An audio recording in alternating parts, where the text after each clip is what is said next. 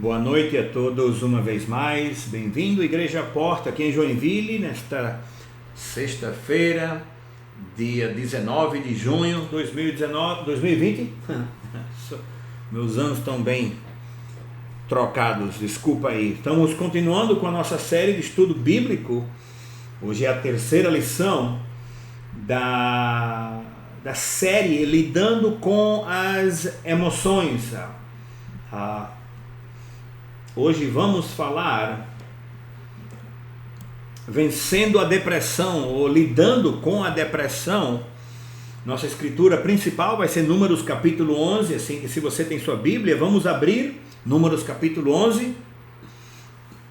Vamos ler a palavra de Deus. Temos olhado, a primeira mensagem foi com respeito à geração emocional ou emotiva que moramos hoje em dia, onde todo mundo fica controlado pelas emoções. As emoções se aproveitam das pessoas, ou as pessoas não sabem controlar as suas emoções e acabam levando elas a fazer más decisões, que depois trazem consequências e acabam sofrendo as consequências e se sentindo pior, acabando pior do que estava a situação. E na terça-feira falamos a insegurança, uma geração insegura. E então hoje queremos olhar para uma das emoções mais perigosas, que é a emoção da depressão. Também é chamada melancolia, é uma palavra mais antiga, mas significa a mesma coisa, é um abatimento, desânimo, tristeza. E a Bíblia tem muito a dizer com respeito a isso, especialmente porque grandes personagens da Bíblia tiveram que lidar com a depressão.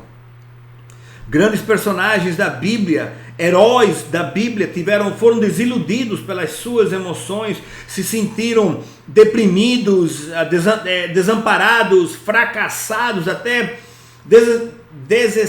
desesperançados, perderam a esperança. E esses líderes, esses grandes heróis da Bíblia, foram seres humanos que nem você e eu, seres humanos de verdade, de carne e osso, que lutaram com todo tipo de emoções, emoções boas e emoções ruins. Eu disse na primeira lição de que emoções são dadas por Deus a nós para poder viver a vida, mas não para que elas controlem as nossas vidas. Mas mesmo assim, Deus ajudou e encorajou esses grandes homens e líderes da Bíblia. Então, eu estava lendo uma reportagem, não sei, talvez você não tenha visto, muito interessante, a qual eu encontrei numa revista, e o nome do artigo era 6 mentiras que a depressão quer que você acredite. 6 mentiras que a depressão quer que você acredite. E no subtítulo é "E como não cair nessa armadilha". Então as mentiras são que a depressão é uma condição química. Não sei se você já ouviu isso. É um desequilíbrio químico que eu tenho, que você não pode fazer nada para evitar isso, que não tem nada a ver com uma maneira de pensar. Não, na verdade tem tudo a ver como você processa a vida. A segunda mentira qualquer um na minha situação faria o mesmo, ficaria deprimido com os problemas que eu tive na infância, os problemas de trabalho que eu tenho, meus problemas de saúde, de finanças, de casamento. Então, qualquer um ficaria deprimido. A terceira é aquela mentira que diz: eu tentei de tudo e nada funciona para mim.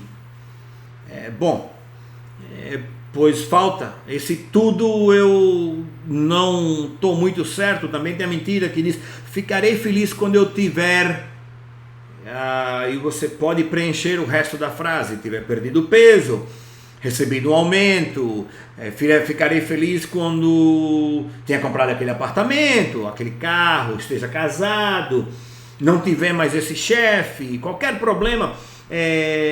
A outra mentira, número 5, estraguei a minha vida, eu me odeio, eu não sou digno de ser feliz. Ou seja, é uma pessoa que provavelmente está vivendo depressão por causa dessa atitude, mas Quantos sabem que com Cristo temos uma oportunidade de começar de novo? Começar do zero. Ele deixa os nossos pecados longe e os torna brancos como a neve. E a sexta mentira que a depressão quer que você acredite é: tudo na minha vida está bem, menos isso. É a única coisa. E também isso não é correto, porque nós todos temos áreas que precisamos melhorar. Então, eu falei com respeito a nosso estudo essa noite em Mateus, em Números capítulo 11, no Antigo Testamento, no começo do Antigo Testamento, depois de Gênesis e Êxodos. Números capítulo 11, vamos falar de um homem chamado Moisés e ver como ele lidou com a depressão.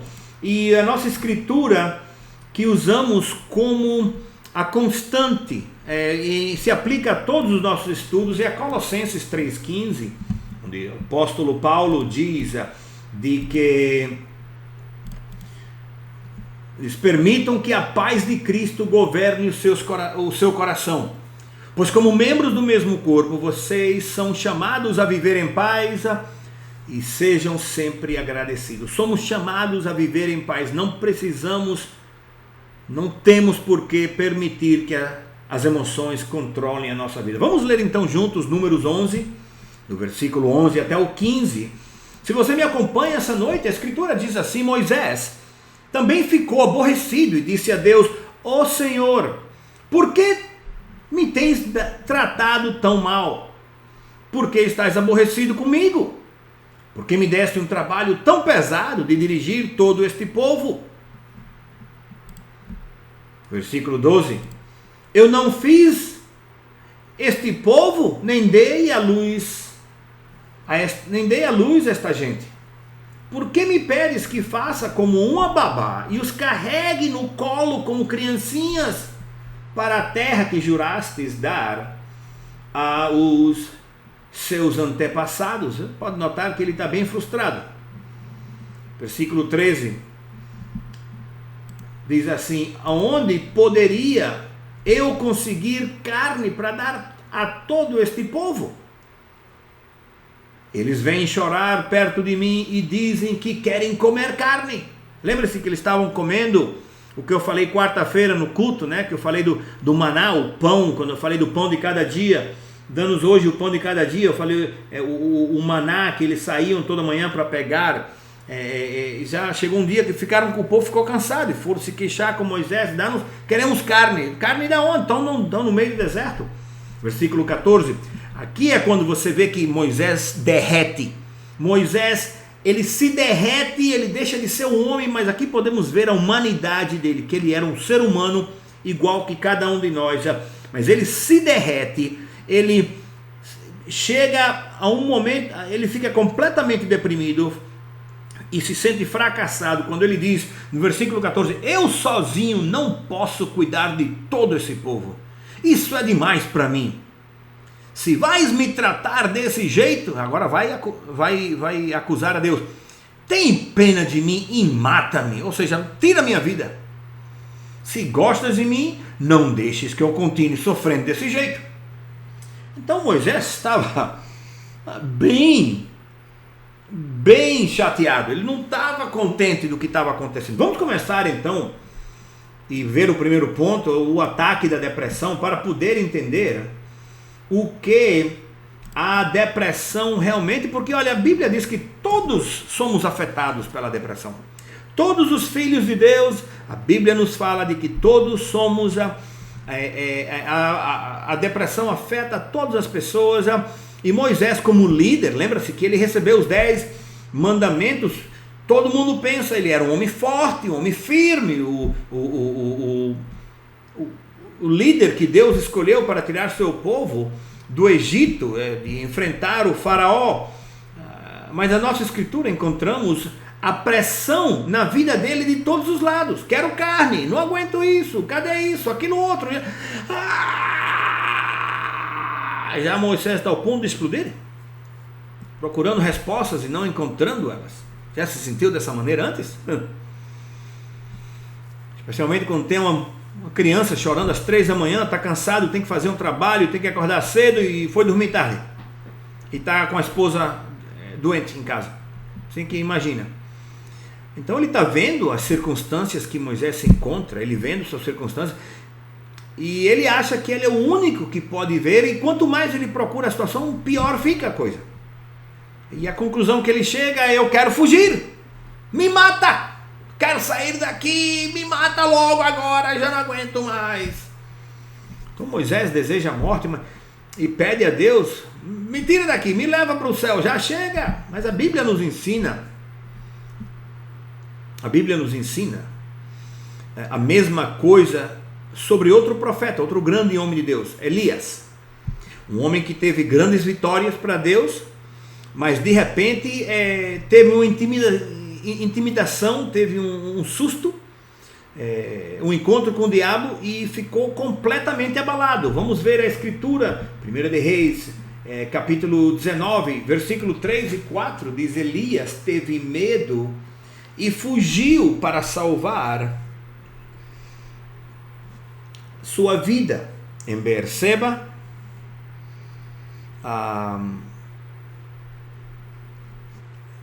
em Beerseba de Judá. Ele deixou o seu servo e entrou no deserto. Caminhando um dia, chegou a um pé de giesta, uma árvore, eu não sei qual seria. Mas ele chegou num pé de giesta, sentou-se debaixo dele e começa a orar. Ele está fugindo, ele está com medo. Começa o versículo 3. Elias teve medo e fugiu para salvar a sua vida. E diz: já tive bastante, Senhor. Tira minha vida, não sou melhor que meus antepassados. Tira minha vida, não sou melhor que meus antepassados. Ou seja, não aguento mais. Tira minha vida. E veja bem, ele diz isso. Primeiro, ele está fugindo, correndo para salvar a sua vida. Ele está correndo para salvar a sua vida. Depois ele vai e se senta e começa a ter esse ataque de pânico, e no fim acaba tendo peninha de si mesmo. Não, me mata, não quero viver. E uma festinha de peninha para que todo mundo venha: oh, coitadinho, Elias. Mas precisamos reconhecer que não importa quem a pessoa é. Pode ser o grande profeta Elias, que fez milagres famosíssimos na Bíblia. Mas seja quem for, esse tipo de ataque pode pegar qualquer pessoa. Especialmente quando pega você desprevenido. Não está esperando. Esses grandes homens de Deus, a gente pensa: eles são perfeitos, eles não devem ter esse problema. Mas a Bíblia é muito honesta. A Bíblia é muito honesta e nos diz: olha, estes homens de Deus, olha, eles mesmos passaram por esses problemas. Então nós vemos eles vulneráveis a esse ataque do inimigo como qualquer outra pessoa. E também vemos que eles se levantaram depois dessa queda, desse baque que levaram, e continuaram o caminho da vida que Deus tinha para eles, e eles acabaram chegando ao fim que Deus tinha planejado e venceram. É verdade, eles tiveram problemas, mas se você não quer problema, deixa de respirar, acaba os problemas. Mas Deus tinha grandes planos para eles e ajudou eles. Então em Mateus 17, tem uma escritura que Jesus fala assim: 6 dias depois, Jesus levou consigo a Pedro e os 2 irmãos, Tiago e João, até um monte alto. Enquanto os três observavam,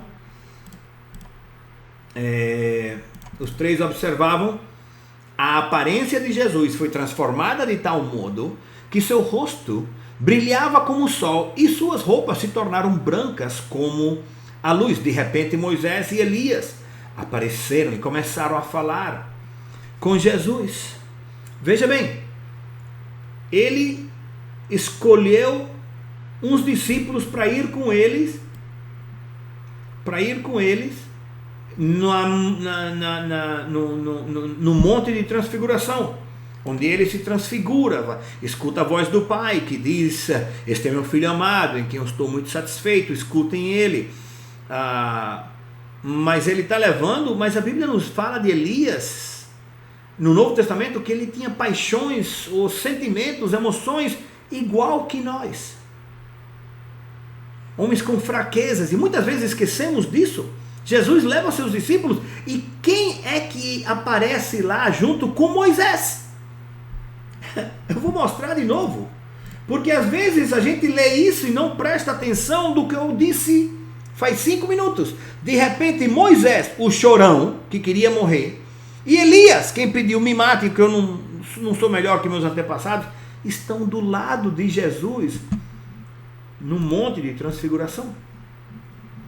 Foi Tiago que disse: Elias era um humano como nós, ele orou fervorosamente para que não chovesse, e não choveu sobre a terra durante 3 anos e meio. E o que acontece é que muitas vezes a gente não se lembra de que, por mais que eles não fossem super-heróis, eles eram seres humanos que nem você e eu, eram pessoas reais, eram pessoas sujeitos aos sentimentos e emoções que você e eu temos. Existe algum lugar que talvez você seja sujeito ou motivo para depressão? Todos temos esses pontos fracos, mas temos que reconhecer que o diabo, o negócio dele é espalhar desgraça por tudo quanto é canto que ele faz. Tudo que ele faz, tudo que ele tenta fazer é espalhar desgraça. É o que ele quer fazer, mais nada.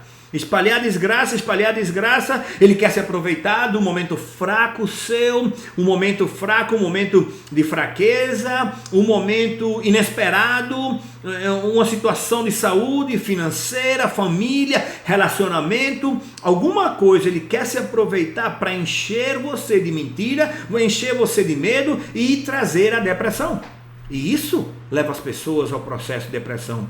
Eu estava lendo uma lista de coisas, as coisas que levam as pessoas à depressão. A primeira delas é ser uma pessoa passiva, que não tem paixão, que não responde com ânimo, com emoções assim: olha, vamos fazer isso, quero fazer, com uma pessoa apática, que pessoa triste, uma pessoa que tem aquela atitude que diz: eu não me importo com nada. Também aquelas pessoas que dizem: é inútil, não vai adiantar para nada. Do que adianta? Do que adianta tentar? Não vai funcionar. Para quê? Eu nunca vou melhorar. Ninguém se importa comigo, ninguém me entende. O sentimento de rejeição: ninguém me aceita, não presto para nada. Ou aquelas pessoas que toda a vida acabaram ouvindo aquela frase famosa que diz: você é um caso perdido. E acabam que nem Moisés, dizendo: melhor fosse se eu morresse, que nem Moisés. Então, vamos continuar e vamos entrar no segundo ponto. Como é que essas pessoas chegam nesse ponto? Como é que as pessoas chegam numa situação como essa? O que é que leva as pessoas? Porque uma coisa que podemos ver é que eles estavam, no momento que isso aconteceu, eles estavam cansados ou fisicamente exaustos. Se você olha para Moisés, se você olha para Elias, isso aconteceu com eles quando os dois estavam cansados, exaustos completamente. Quando você e eu ficamos sem força física, é um momento vulnerável. Quando ficamos sem força, ficamos sem ânimo, sem vontade de fazer nada, não tem força, não tem ânimo para nada. E quando estamos muito cansados, começamos a pensar coisas estranhas. E é muito fácil exagerar uma reação. E isso, os seres humanos são campeões nisso. Eu acho que não tem isso num campeonato, nas Olimpíadas, porque seria empate. Todo mundo é a pessoa dramática que quer exagerar tudo para ele é melhor que o resto. E todo mundo vai dar uma maneira de exagerar mais do que outro. Moisés, olha, ele teve no ministério Ele foi chamado por Deus para tirar o povo de Israel do Egito, enfrentando o faraó, atravessar o deserto, muito tempo fazendo tudo isso.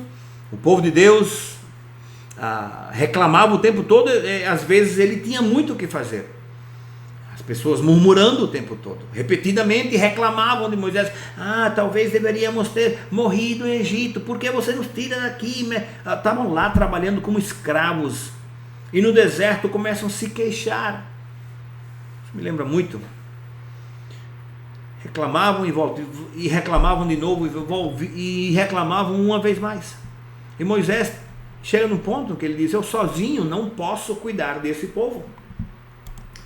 Eu sozinho não posso cuidar desse povo. Assim que, Senhor, por favor, é demais para mim, não aguento. Então, deve ter uma lição que podemos aprender aqui. Eu acredito que podemos aprender com isso, primeiro, de que sabemos que eles chegaram na terra prometida. E que Moisés cumpriu o chamado de Deus na sua vida. Então, Deus é capaz de refrescar cada pessoa, de nos equipar, nos preparar e nos dar uma sabedoria quando usamos a oração e procuramos dele para nos refrescar, para nos dar ânimo, para nos dar sabedoria. Podemos pegar aquelas coisas pesadas na nossa vida, os problemas que estamos tendo, e levar essas coisas e deixar no altar em oração. Talvez durante o chamado de altar no culto, talvez somente em oração, você e eu levamos essas coisas, deixamos ali, em cima do altar, na oração: Senhor, toma conta disso para mim, me dá uma saída, me dá uma solução, me dá sabedoria para resolver esse problema. É interessante também que o mesmo estado de exaustão, de cansaço, vemos em Elias. Ele estava emocionalmente estressado, nervoso, angustiado, sem força, fugindo, e ele tinha muita angústia e se sentiu correndo perigo. Ele estava fugindo, escapando para salvar a sua vida. Ele corre e acaba exausto e angustiado. Então, o tempo de descanso, o tempo que as pessoas descansam, não é momento de desistir. Não é: eu me rendo, eu desisto. Não, não é isso. Tempo de descanso é tempo de orar. Quando você está sendo atacado pela depressão, é quando precisamos orar. É quando precisamos: Senhor, eu vou orar. Eu preciso ouvir de você. Eu preciso que você fale comigo, que você me mostre quais são os seus planos. Mas não a oração que seja como a de Moisés, que: Senhor, me mata. Não, essa oração não. Orar, mas não pedir para Deus matar. Você lembra de Jonás na primeira lição? Ele prega na cidade de Nínive, 120 mil habitantes, e depois ele vai e se senta debaixo de uma planta e quer morrer. Mas aqui vemos que Moisés e Elias estavam drenados emocionalmente, por completo, literalmente drenados completamente. Uma vez que você está drenado emocionalmente, cansado, exausto, você começa a ver as coisas diferentes. É como que os olhos já não podem focar. Porque como você está mais sensível ao problema que você está passando, você não consegue se focar. Não consegue ter boas. É por isso que precisamos orar. Não consegue, ficamos perturbados emocionalmente. Isso afeta a nossa visão na vida. O amanhã vem outro dia. O sol vai sair amanhã de novo. Minha família ainda, eu tenho lugar, eu posso ir a outra cidade. Ou seja, esquecemos disso e só vemos o problema. Só vemos o problema. Moisés reclamou ao Senhor e colocou os olhos dele nas coisas erradas. E a maneira, ele ficou se focando apenas em a maneira como o povo reagiu, como o povo reacionava, como o povo respondia a todo o seu esforço. Ele se sentiu rejeitado, se sentiu que o povo era muito ingrato. Do que adianta eu fazer isso? O povo não está nem aí. Tu me pede mais, Senhor, esquece, melhor me mata. Várias escrituras nos falam disso. Provérbios 14, 17 diz: o que se irrita facilmente fará tolices, e o homem mau será odiado. Assim que se você permite se irritar facilmente, vai acabar fazendo tolice. Eclesiastes 7:9: não permita que a raiva domine o seu espírito. Não permita que a raiva domine o seu espírito, pois a raiva é a marca dos tolos. Gênesis 4, versículo 6, é a história de Caim e Abel, o irmão que matou o outro. O Senhor disse a Caim: por que você está furioso ou com raiva? Por que se transtornou o seu rosto? Tem duas pessoas, escritores famosos, que escrevem livros com respeito à depressão e esse estilo de emoções que afetam as pessoas hoje em dia. Eles disseram duas frases, um a cada um, dois livros diferentes. Um deles, Charles Solomon, ele disse: na realidade a depressão é um ataque de raiva interna. Dentro de você dentro a pessoa está com raiva. Por quê? Porque as coisas não estão saindo como esperavam. Outra pessoa, Tim LaHaye, escrito muitos livros com respeito ao fim do mundo, Apocalipse, ele disse: o primeiro passo que produz a depressão é a raiva. Então Moisés está nesse problema todo, se focando na maneira como o povo agiu, e entra em depressão. No caso de Elias começa ele chega no fundo do poço, ele está passando num problema e outro problema, e eles é um atrás do outro, e parece que quando começa, piora e fica pior, e ele, antes disso, desse versículo que lemos de Elias, ele tinha acabado de se enfrentar com 400 profetas de Baal em Monte Carmelo, e eles fizeram um tipo de concurso. Vamos ver qual é o Deus que vai responder com fogo. Quem ganhar, mata o outro. Se vocês ganharem, vocês me matam. Se eu ganhar, eu mato os 400. E Deus respondeu com fogo e matou os 400. Ele deveria ter se sentido super alegre com uma super vitória contra as forças do mal. Mas encontramos ele, na escritura que lemos, afogando-se na sua própria miséria. Deprimido, por quê? Porque a rainha Jezabel e seu marido começaram a atacar ele com mentiras e a perseguir ele, dizendo: vamos matar você. Primeiro tinha que pegar ele, mas deprimido porque um ataque do diabo vem em cima dele. Ele começa a se encher com peninha, lástima, piedade, pede para morrer, e que não tinha desejo para viver.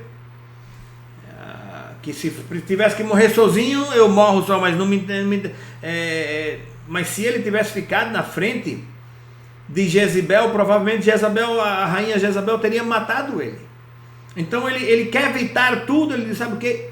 Chega, me mata logo, eu não consigo. Ele acaba de sair de uma vitória e ele agora está se afogando na sua miséria, se afogando em depressão. Então todos somos afetados por esse tipo de coisa que traz a depressão. E é nesse momento que você e eu temos que tomar uma decisão. No que você está se focando? No que você está olhando? Moisés olhou para o povo: só fazem se queixar de mim, só fazem reclamar, só fazem falar mal. Elias olhou para si mesmo: eu não presto, tentei, ninguém me quer, nem a rainha me quer me matar.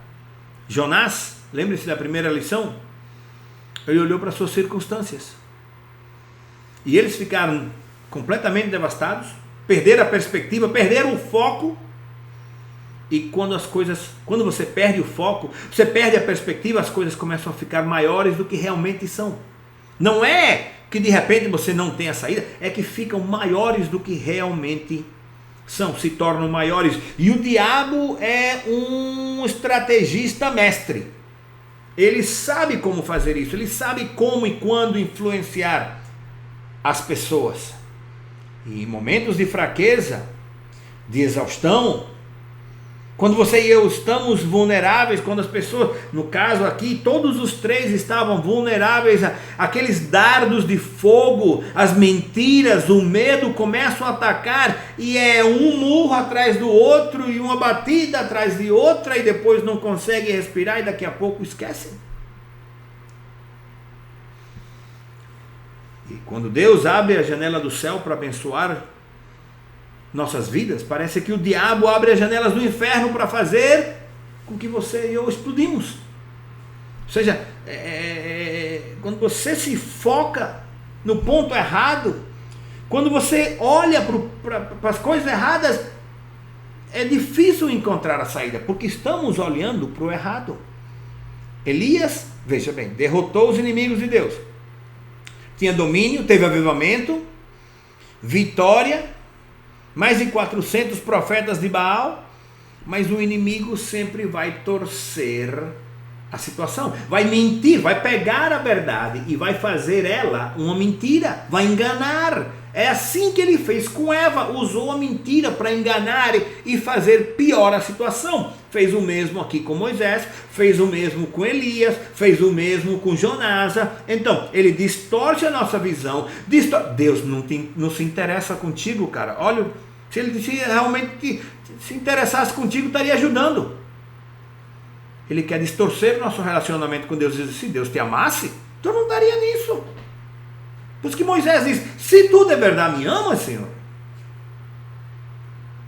Ele quer distorcer as coisas, quem somos, o que somos, onde estamos.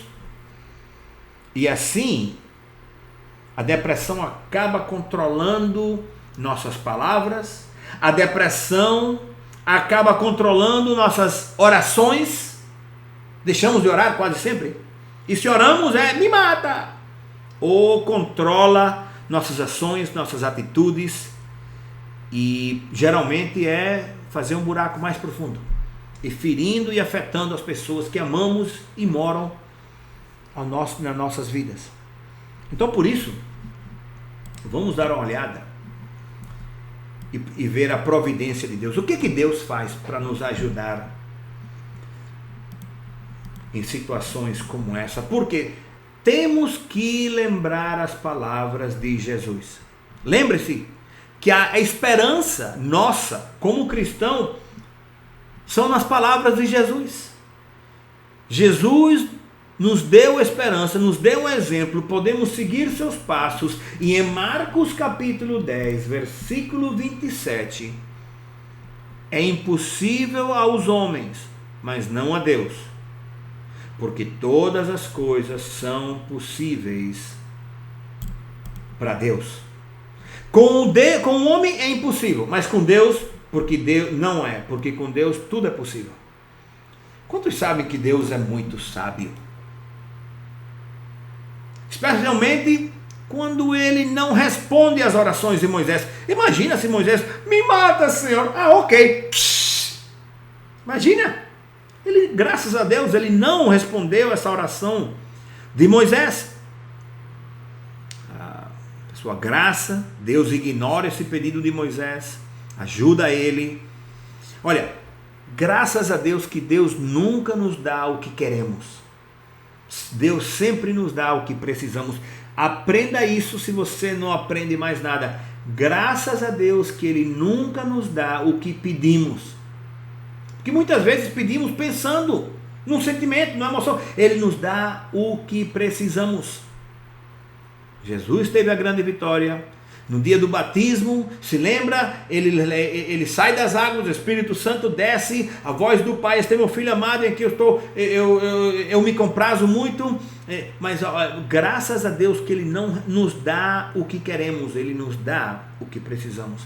E Deus é fiel para nos ajudar a superar no meio dessa situação, de qualquer situação, porque tudo com o homem é impossível, mas com Deus nada é impossível, tudo é possível.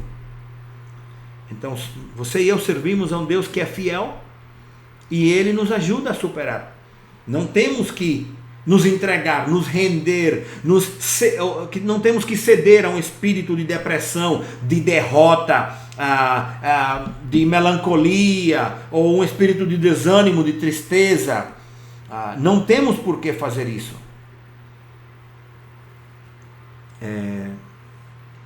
Deus nos ajuda com a sua graça e o seu poder. Não temos que ser derrotados. Ele nos levanta, Ele nos ajuda a nos recuperar. Em várias escrituras nos falam disso. 1 de Coríntios, capítulo 10, versículo 13. Diz assim: não sobreveio a vocês tentação que não fosse comum aos homens. E Deus é fiel. Ele não permitirá que vocês sejam tentados além do que podem suportar. Mas quando forem tentados, Ele mesmo lhes providenciará um escape para que possam suportar. Deus está dizendo: confie em mim. Mesmo que a situação fique difícil, eu deixarei um escape. Eu vou providenciar uma saída para que você possa aguentar a dificuldade. E Ele é fiel de fazer isso. No Antigo Testamento, no livro de Deuteronômio, capítulo 7 e 9, diz assim: saibam, portanto, que o Senhor, o seu Deus, é Deus. Ele é o Deus fiel, que mantém a aliança e a bondade por 1000 gerações daqueles que o amam e obedecem seus mandamentos. Se você e eu obedecemos seus mandamentos, amamos a Deus,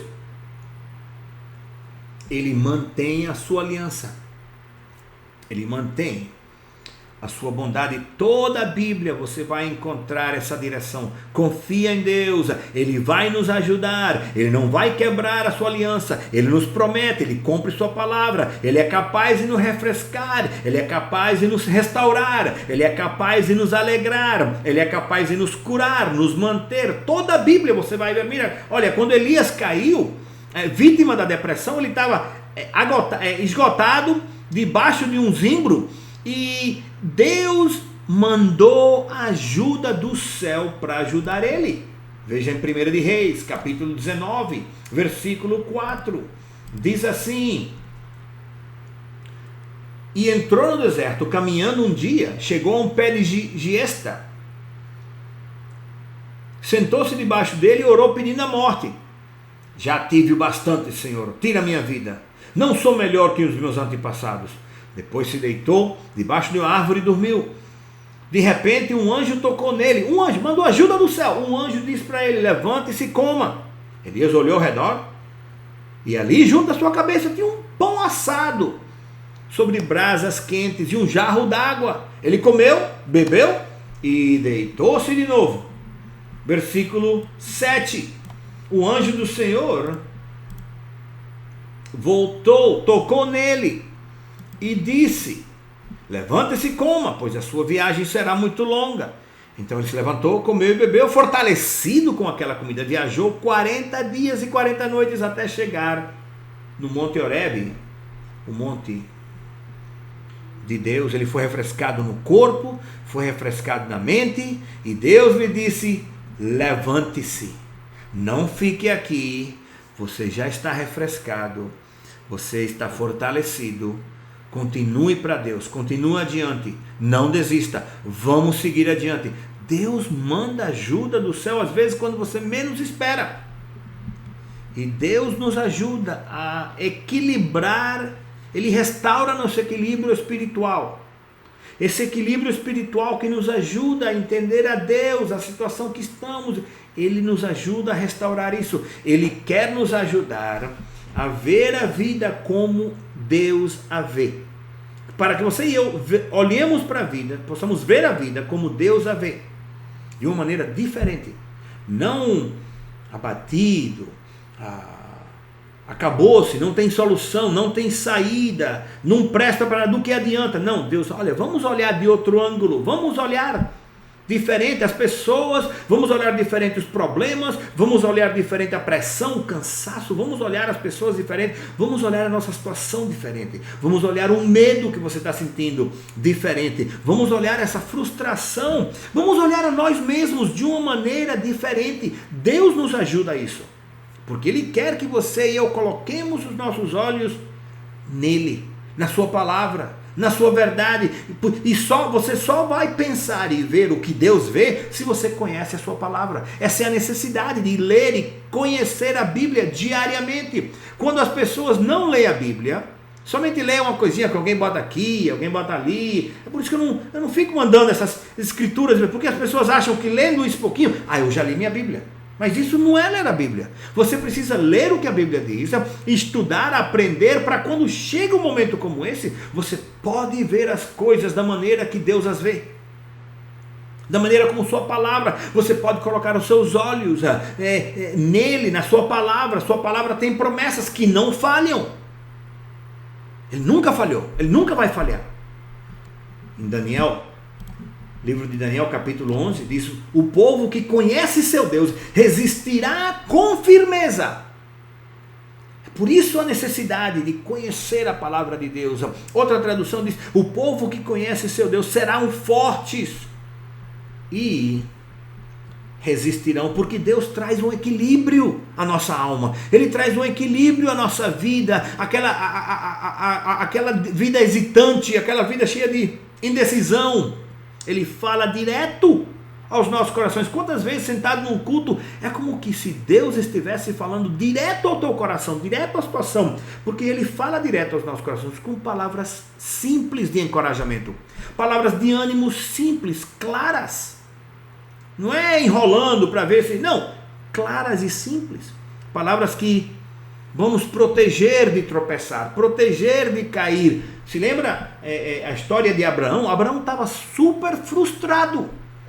Se tinha alguém que estava deprimido até 100%, 110%, era Abraão. Por quê? Porque Abraão foi prometido para Deus que mudasse para outra cidade. Chegando lá, tudo ia funcionar, e nada funcionou, e passaram 20 anos e nada aconteceu. Ele já estava que não aguentava mais. Então em Romanos 4, versículo 18, Abraão, contra toda a esperança, ele na esperança creu, tornando-se assim pai de muitas nações, como foi dito a seu respeito, assim será a sua descendência. Versículo 19, sem se enfraquecer na fé, reconheceu que seu corpo já estava sem vitalidade, pois já tinha cerca de 100 anos de idade. Imagina, um idoso de 100 anos de idade. E também o ventre de Sara, sua mulher, já estava sem vigor. Mas vê aqui o versículo 20.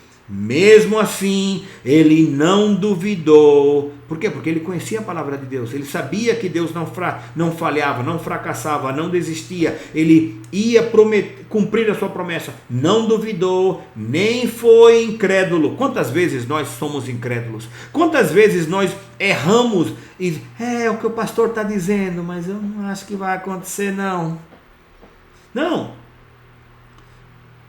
Nem foi incrédulo em relação à promessa de Deus, mas foi fortalecido em sua fé e deu glória a Deus, estando plenamente convencido de que Ele era poderoso para cumprir o que havia prometido. Que ia cumprir, porque e se alguém tinha motivo para desistir, era Abraão. Deus manda ele, vai lá, eu vou dar uns filhos para você. E a mulher nunca tinha tido filho. Depois chega lá, passa 20 anos, eu vou dar um filho. Ele, olha, agora ela tem mais 90 anos, tu vai me dizer que agora ela vai, ela não pôde antes, 70, agora 90, olha, eu acreditei em você, mas já chega um ponto em que, não disse isso. Ele continuou acreditando, ele não duvidou, não foi incrédulo em relação à promessa de Deus, ele foi fortalecido, plenamente convencido, ou seja, é muito ânimo, é confiar em Deus. Por isso que Ele é o Pai da nossa fé. E se a sua batalha é com a depressão, se essa é a sua área de fraqueza, de problema, ou de vez em quando você tem problema, não desista. Não desista. Lembre-se desses homens famosos da Bíblia, que do mesmo jeito que eles foram de carne e osso, eles passaram por isso confiando em Deus. Você e eu podemos fazer a mesma coisa. Deus tinha grandes planos para eles. Eles não desistiram. E eles chegaram do outro lado. Podemos ler a história deles. Deus quer fazer o mesmo com você. Deus quer fazer o mesmo com você. Ele tem grandes planos para a sua vida. Mantenha-se salvo, não desista, não joga a toalha, porque a Bíblia nos diz que Jesus nunca nos deixará ou nos abandonará. Fica ligado com Deus, e quando Deus se move para refrescar você, receba esse refresco e levante-se. Vamos lá, que nem Elias, vamos continuar adiante para Deus. E saiba que quando a palavra de Deus que traz cura chega para nós, olha, isso você pode usar até contra o diabo. Olha, Deus fez isso para mim, diabo, cala a boca. Amém? Eu quero fazer uma oração essa noite, especialmente todas as pessoas. Se você está assistindo esse live agora, esse estudo bíblico que estamos fazendo, a lição número 3 aqui em Joinville, nessa sexta-feira à noite, se você tem tido problemas com depressão, eu quero toda a cabeça inclinada, eu quero todo o olho fechado. Eu acredito que Deus vai libertar pessoas essa noite. Amém. Deus vai libertar pessoas essa noite. Aleluia. O sangue de Cristo quebra toda maldição. E uma das coisas que a Bíblia nos fala é a mentira do diabo. Ataca as pessoas. E da mesma maneira que Eva foi enganada, Moisés quase foi enganado, Elias quase foi enganado, e vários homens da Bíblia quase que foram enganados. Mas escuta bem, não tem que ser assim, porque o sangue de Cristo foi derramado na cruz do Calvário para quebrar toda a maldição do inferno. E se você está lidando com o espírito de depressão, talvez você está olhando, se focando no problema, nas consequências, nos erros, na tristeza, no desânimo. E essa noite Deus quer dizer: coloque seus olhos em mim e eu vou lhe ajudar. Coloca seus olhos, ponha seus olhos em mim e eu vou lhe ajudar. Eu quero que você repita essa oração comigo, em voz alta, ali onde você está assistindo esse estudo, talvez no seu carro, talvez na sala, no quarto, talvez ao vivo agora, essa sexta-feira à noite, talvez ao vivo. Eu quero que você feche os olhos. Se você tem problema com depressão, se você não tem problema com depressão, mas conhece alguém que lida muito com a depressão, eu quero que você mande o link desse estudo e peça para eles ver tudo até o fim, e para ter oração, porque Deus vai libertar as pessoas. E depois pede para eles se comunicar conosco. A informação está ali embaixo no vídeo, para poder dar glória a Deus e para que possamos continuar orando por eles. Repete essa oração comigo, feche os olhos e repete com todo o teu coração. Senhor Jesus, eu te agradeço pelo sangue que foi derramado na cruz pelos meus pecados. Senhor, os meus pecados têm feito que eu me focasse nos meus problemas toda a minha vida. Mas eu agora entendo que agora, sendo filho de Deus, eu preciso me focar em Ti, no que você tem feito por mim e nas suas promessas. Esta noite eu me arrependo de me focar nos meus problemas, de focar na minha situação. Eu te peço que me des forças e me ajudes para colocar os meus olhos e o meu foco em Ti, em Tua palavra, e em ser agradecido por tudo que você tem feito por mim. Senhor, muito obrigado. Confio em Ti, me dás forças para seguir adiante. Da mesma maneira que você fez com Elias, com Moisés, com Abraão e com outros na Bíblia. Eu te agradeço, eu quebro esta maldição do inferno, este espírito de depressão, eu expulso ele da minha vida, e esta noite eu vou dar glória a Deus, no nome de Jesus. Amém. Amém. Vamos louvar a Cristo essa noite. Senhor, obrigado pela tua graça e misericórdia, Senhor. Senhor, no nome de Cristo, eu quebro toda a maldição do inferno, espírito de depressão. Eu quebro o teu controle na vida das pessoas. O sangue de Jesus está contra ti.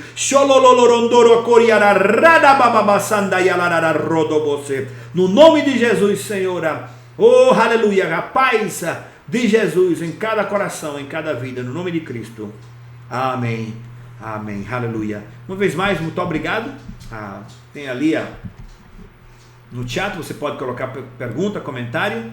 Se você não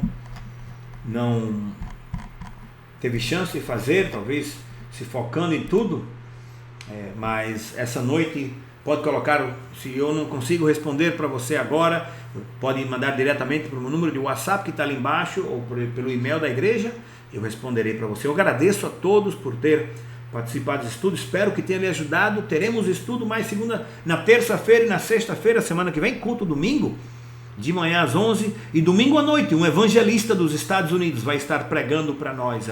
E eu estou muito contente, eu conheço ele anos atrás, quando eu era pastor na Flórida, ele vinha muitas vezes a pregar para mim, e ele vai orar pelos enfermos, ele tem um ministério de orar e ver milagres, pessoas curadas por anos. Eu animo você não somente a estar pronto para esse culto domingo à noite, eu vou anunciar domingo de manhã também de novo, e esteja preparado e convide outras pessoas que precisam ver milagres. Precisamos ver almas salvas e transformadas pelo sangue de Cristo. Amém? Boa noite a todos e que Deus os abençoe. Aleluia.